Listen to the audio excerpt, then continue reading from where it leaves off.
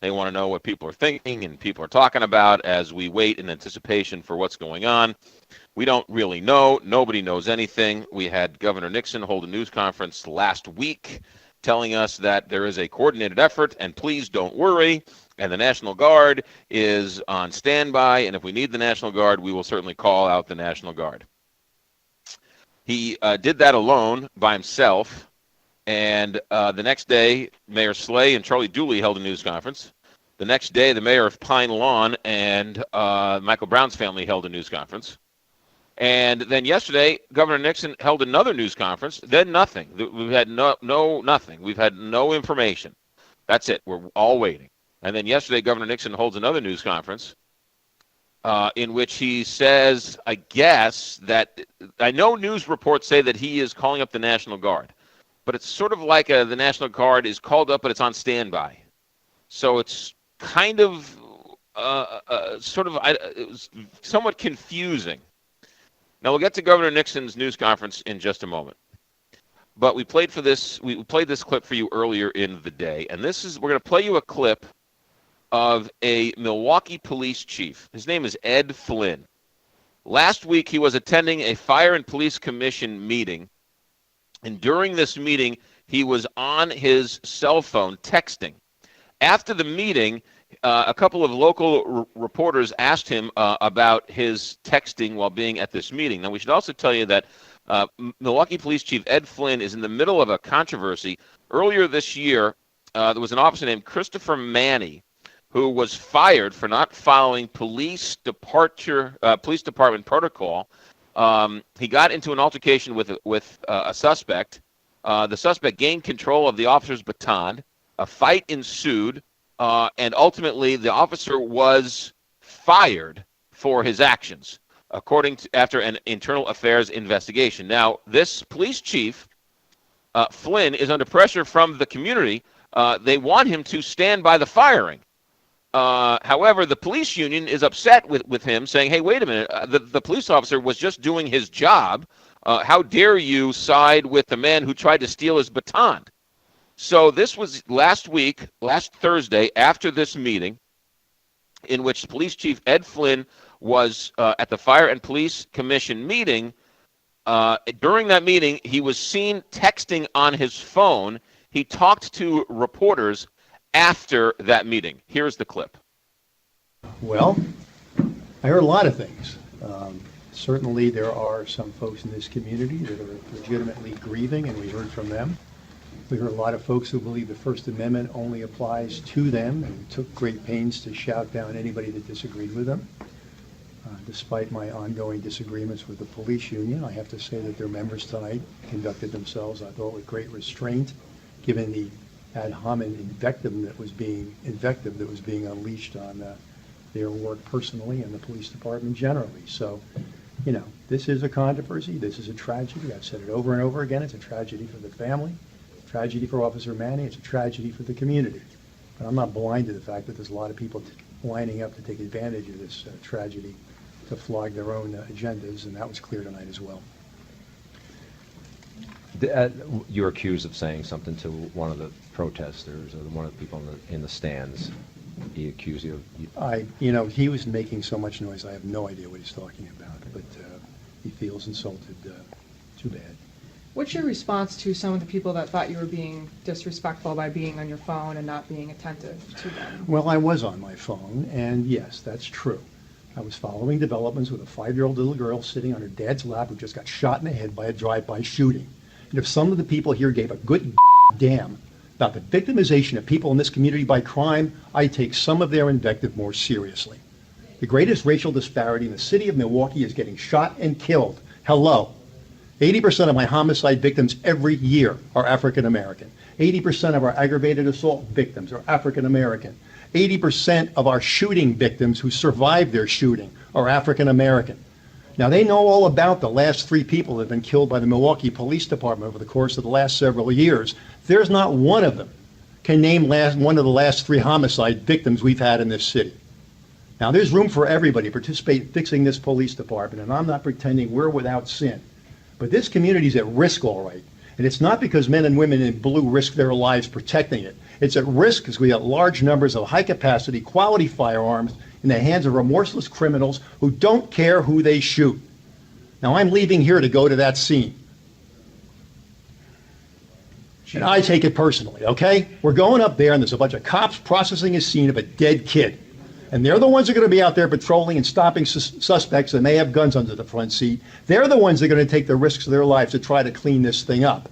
All right? We're responsible for the things we get wrong, and we take action. We've arrested cops, we've fired cops, and so on.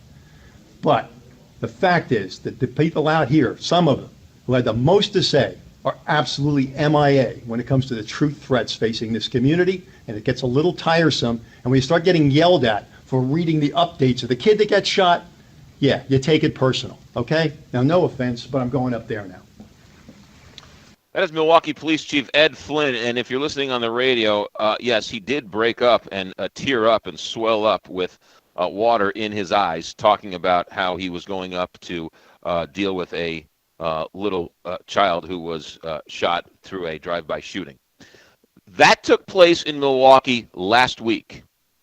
I'm going to now play for you a news conference conducted by telephone with Governor Nixon yesterday.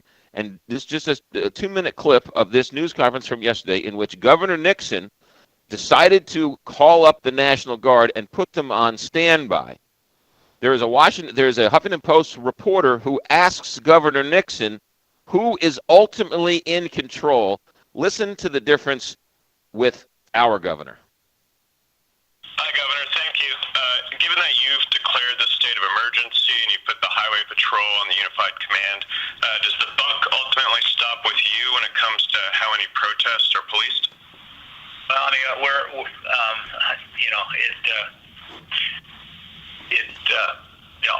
goal here is to keep the peace and allow folks' voices to be heard. And in that balance, I'm attempting.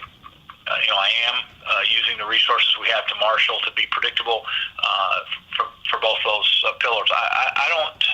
I'm more. I just will have to say I don't spend a tremendous amount of time personalizing this vis-a-vis me. I'm trying to make sure that that we move forward in a predictable, peaceful manner that plans for all contingencies that might occur, so that people of a disparate group of opinions and actions can be heard, while at the same time the property and persons of people in the St. Louis region are protected. So I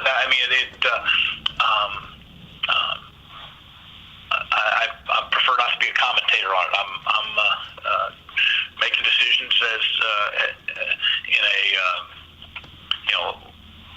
make sure that we're all prepared for all contingencies. And I think this is another step, positive, predictable step towards preparing for any contingencies. I guess another way of putting that would be, is there any one official or agency ultimately in charge here in terms of response? Well, I mean, clearly, I feel good about we've worked hard to establish Unified Command, to outline the responsibilities, and now with the additional assets provided by my order today of the Missouri National Guard,